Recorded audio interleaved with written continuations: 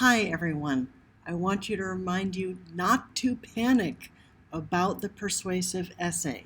You can make it really fancy, or you can remember that you're just writing to me. Your goal is to change my mind or persuade me to do something. And persuading me to do something is probably the best way to approach this. And I want to tell you about a paper that one of my students from a couple semesters ago did. All he wanted to convince me was to use synthetic motor oil compared to conventional. The points he wanted to make was it reduces drag, that there's startup protection, the wear is reduced, and it's cleaner and longer lasting. And he saw Camilla, the 2003 Camry, and he knew I needed to do better maintenance on my car. So, in his draft, he had this: cold internal engine parts expand, such as the pistons and cylinders, which make cold starts have 75% more wear than normal warm running engine. Leach. So this guy named Leach wrote a whole article, and one of the main points was there's 75% more wear under these circumstances.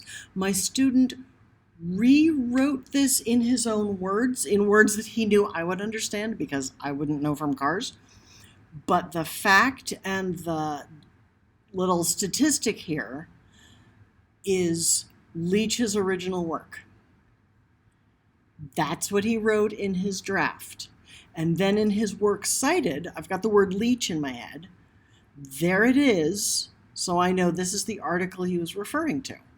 There's the title. Oops, that's my letter I problem. And here's the URL of the article. Is this just a URL? No, but it's okay to put the URL in there to make it even easier for me to find the article. Let's see if we can find that article. Oh, apparently that's not going to work because, and I notice I have a typo in here. That should be an S. There we go, fix it. All right. So I'm reading along, I see Leach, there's the works cited. This date here is the date that he opened the web page, because since 2011, there could have been updates to the page, so end, if it's a website, with the date you access the information.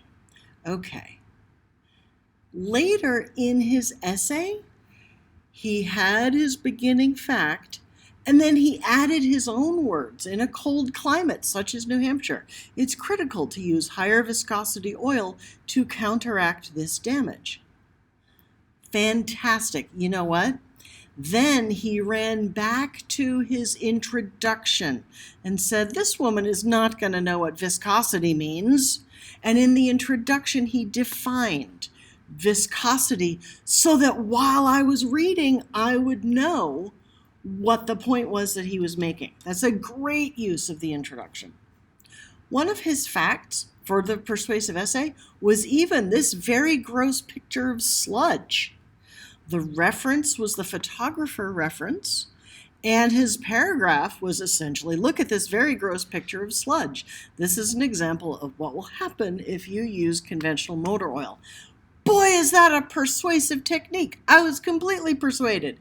Thanks, student, for completely persuading me to take better care of Camilla the Camry.